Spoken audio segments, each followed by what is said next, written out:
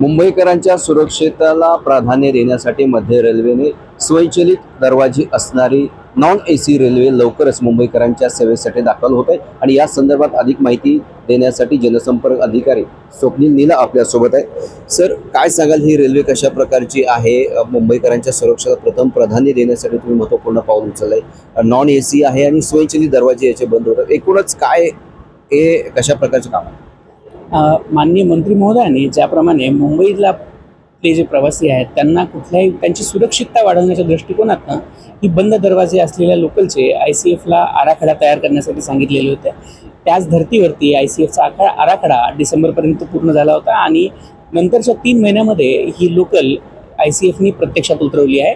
ही local आता आपण ज्याप्रमाणे पाहू शकता याच्यामध्ये 3 मुख्य बदल करण्यात आलेले आहेत। आपण सांगितल्याप्रमाणे स्वयंचलित दरवाजे तर आहेतच, पण त्यासोबतच दुसऱ्या 2 महत्त्वाच्या गोष्टी म्हणजे रूफ माउंटेड व्हेंटिलेशन सिस्टम आणि यासोबतच असणारे जे दरवाजे आहेत त्यामध्ये जर आपण पाहाल तर साधारणपणे 2/3 भाग हा लोअरचा आहे। त्याच्यातनं प्रवाशांसाठी हवेचा जो प्रमाण आहे ते सातत्यानं कोचच्या मध्ये देखील मेंटेन करण्याचा प्रयत्न केला जाईल। याशिवाय आपण ज्या खिडक्यांची रुंदी होती ती खिडक्यांची रुंदी पण पहा तर ओरिजिनल रेकमध्ये साधारणपणे 900 सेंटीमीटर एवढी ती खिडक्यांची रुंदी असायची। ती रुंदी आता या कोचमध्ये वाढवून 1900 सेंटीमीटर इतकी करण्यात आलेली आहे, ज्याच्या माध्यमातून जास्त प्रवाशांना किंवा जास्त हवेचा जो एज आहे गाडीच्या आतमध्ये ती निश्चित करता येईल आणि त्यातून प्रवाशांना कुठलाही त्रास होणार नाही याचा प्रयत्न केला जातो आहे। यासोबतच याच्यामध्ये विविध इम्प्रूव्हमेंट करण्यात आलेले आहेत, ज्याच्यामध्ये लेग स्पेस या गाडीची वाढवण्यात आलेली आहे। याशिवाय यामध्ये आपण जे अलार्म चेनची जी सिस्टम पूर्वीच्या गाड्यांमध्ये होती त्या अलार्म चेनच्या सिस्टमच्या मध्ये बऱ्याचशा वेळेस प्रवाशांकडनं चुकीनं तो खेचला जायचा आणि ज्यातून ती अडचण निर्माण व्हायची। त्याऐवजी आपण याच्यामध्ये अलार्म चेनचे पुश बटन देण्यात आलेले आहे। ऑटोमॅटिक डोअर क्लोजर सोबतच आपण त्याच्यामध्ये डोअर ओपनिंगचे जे इंडिकेटर्स आहेत की कुठल्या डायरेक्शननी डोअर ओपन होणार आहेत याचे इंडिकेशन देखील याच्यामध्ये प्रोव्हाइड करण्यात आलेले आहेत। अशा प्रकारे प्रवाशांच्या सोयींचा याच्यामध्ये पूर्ण लक्ष ठेवण्यात आलेलं आहे।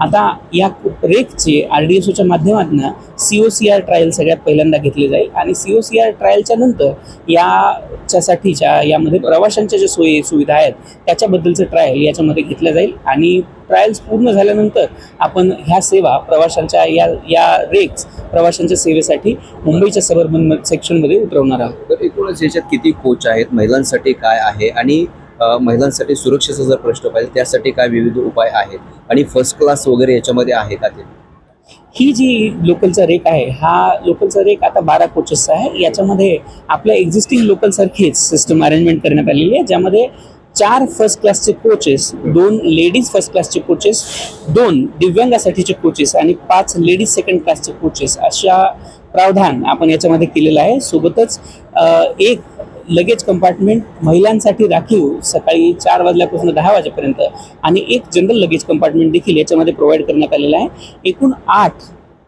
सेकंड क्लास कंपार्टमेंट देखील या रेकमध्ये आहेत। याच्या माध्यमातून आपण प्रवाशांना त्यांच्या आवश्यकतेनुसार किंवा त्यांच्या गरजेनुसार सेवा देण्याचा प्रयत्न करतो आहोत। सोबतच त्यांच्या सुरक्षिततेचं पूर्ण लक्ष किंवा त्याच्याबद्दलचं प्रयत्न आपण हे करतो आहोत। याचा जो फेअर आहे तो किती तिकीट दर असणार आहे, मासिक पासचा किती दर असणार आहे त्याविषयी काय सांगा आणि ही लोकल आहे केव्हापर्यंत मुंबईच्या सेवेसाठी दाखल होईल?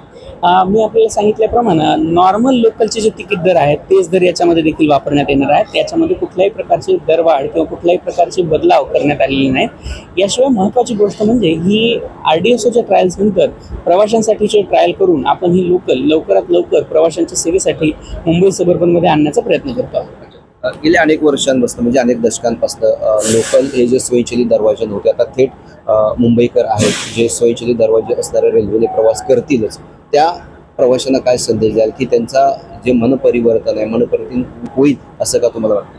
आपण महत्त्वाची गोष्ट जर पाहिलं तर आता मुंबई सबअर्बनमध्ये ज्या AC लोकल चालू आहेत त्याच्यामध्ये निश्चित रूपामध्ये स्वयंचलित दरवाजेचे सिस्टम आहेत। सोबतच मुंबईकरांसाठी वारंवार जसं मेट्रोचे सिस्टम असू द्या त्याच्यामध्ये देखील स्वयंचलित दरवाजे आहेत। त्यामुळे आता मुंबईकर देखील या प्रकारच्या स्वयंचलित दरवाजांना सुरळीतपणे वापरतो आहे आणि मला असं वाटतं की आपण टेक्नॉलॉजिकली जसं इम्प्रूव्ह होत जात आहोत तसं मुंबईकरांच्या अपेक्षा अजून वाढत आहेत आणि त्याच दृष्टिकोनातून हा मध्य रेल्वेचा पहिला प्रयत्न आहे।